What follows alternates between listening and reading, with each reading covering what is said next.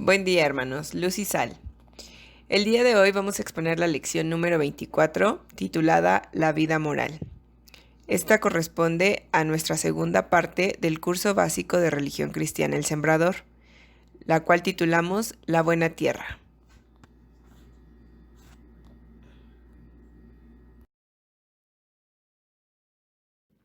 Pues bien, siguiendo las enseñanzas de Jesús, de sus apóstoles y del magisterio de la Iglesia, vamos a dar paso al estudio de la moral. En esta parte, mis hermanos, de mucho nos servirá tomar como ejemplo y modelo a Cristo, ya que es Él quien ejecuta la doctrina de Dios en completa perfección. Etimológicamente, la palabra moral tiene su raíz en el latín moris, que significa costumbre o hábito. La moral es el conjunto de costumbres que determina el comportamiento de una persona. De este modo llamamos moral cristiana al conjunto de hábitos o costumbres que inspiran y tienen su origen en las normas emanadas de la doctrina de Cristo, la cual llamamos cristianismo. El término moral cristiana en ocasiones es considerado como sinónimo de civilización cristiana, pero es importante aclarar que el cristianismo de ninguna manera guarda semejanza, paralelismo ni mucho menos identidad con ninguna cultura o civilización concreta o específica, sino por el contrario busca expandirse a todas las civilizaciones, pero esta se ha visto mermada por dos factores, el modernismo y el materialismo de hoy en día, el cual hace que el hombre se aleje cada vez más de los principios y normas morales que Jesucristo estableció como esencia de su doctrina. Como definición, la moral en general es la ciencia que guía nuestros actos y ordena nuestra conducta, de acuerdo a una determinada norma o regla. La moral puede ser natural, cristiana y laica, según sean los principios y normas en los que se basa. Por ejemplo, la moral natural es la que se basa en la sola luz de la razón. Es la ley escrita en nuestros corazones, bajo la luz de la conciencia y los juicios de condenación o alabanza. Esto quiere decir que una persona sin haber tenido ninguna enseñanza previa puede saber qué actos son buenos o malos, porque Dios le ha dotado de razón. Podríamos decir hasta cierto punto que el hombre aquí ocupa el sentido común. La moral cristiana es la que guía los actos del hombre hacia un último fin con las verdades y preceptos revelados por Dios al mismo hombre. Es decir, que la moral cristiana promueve el cumplimiento del decálogo entregado por Dios a Moisés y del cual Jesús es nuestro maestro y modelo. La moral racional, llamada así indebidamente, es la que prescinde de Dios y de todo fin sobrenatural y más allá de la tierra. Se basa tan solo en la buena disposición del individuo para cumplir sus deberes.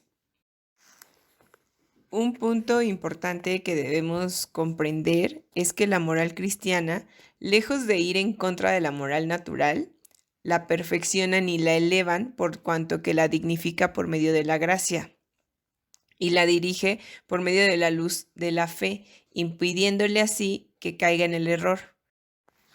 Por el contrario, la moral laica priva a la moral natural de elementos naturales de juicio para que el individuo actúe según las normas cívicas. Podemos concluir este punto diciendo que la moral natural perfeccionada con la gracia y la fe se convierten en la moral cristiana. Como hemos estudiado, la moral nos enseña lo que debemos hacer y lo que debemos evitar en orden a nuestra salvación.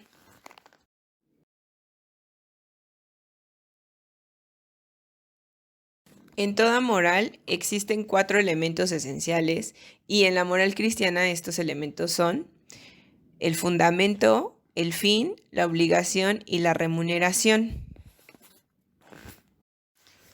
El fundamento es la autoridad en que se basa la moral para permitir o prohibir la realización del acto.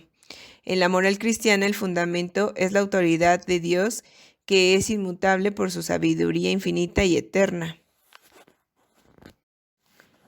Asimismo, el fin es el objeto o la meta que se propone alcanzar la moral.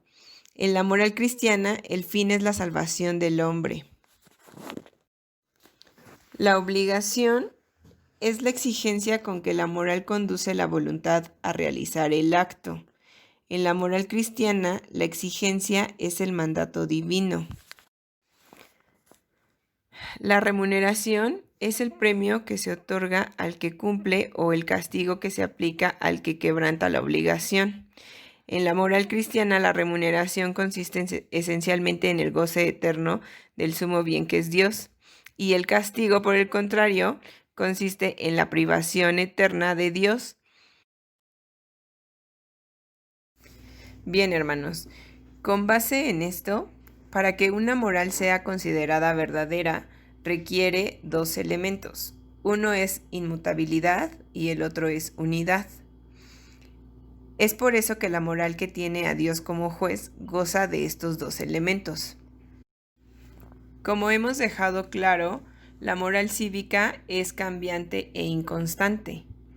Por el contrario, la moral cristiana cuenta con los elementos de unidad, uniformidad e inmutabilidad. Con esto nos damos cuenta la superioridad que tiene la moral cristiana de la moral civil o cívica. Cabe recordar, mis hermanos, que el hombre no se pertenece a sí mismo, sino por el contrario, tiene un Señor dueño suyo por obra de la creación, el cual tiene el poder y derecho para imponerle su voluntad. Y esta voluntad impuesta es a lo que llamamos ley natural, la cual rige a todo hombre mediante la conciencia. Sin embargo, Dios promulga la ley natural para que el hombre no corra el riesgo de perder la dirección de su camino.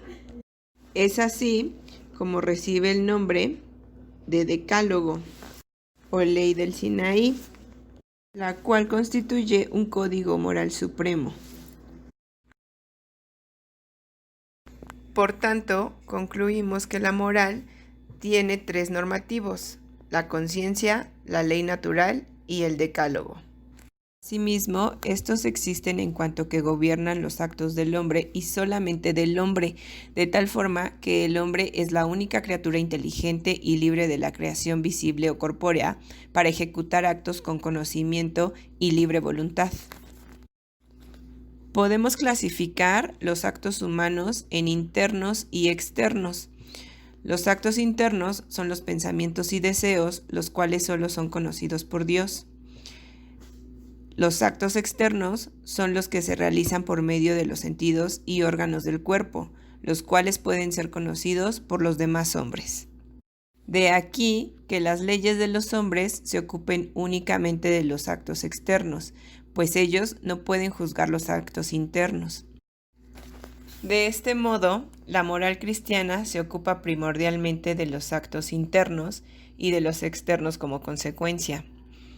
Asimismo, podemos decir que un acto es bueno, malo o indiferente de acuerdo a su calidad moral cristiana, y que en razón de sus efectos morales, el acto humano puede ser válido o inválido.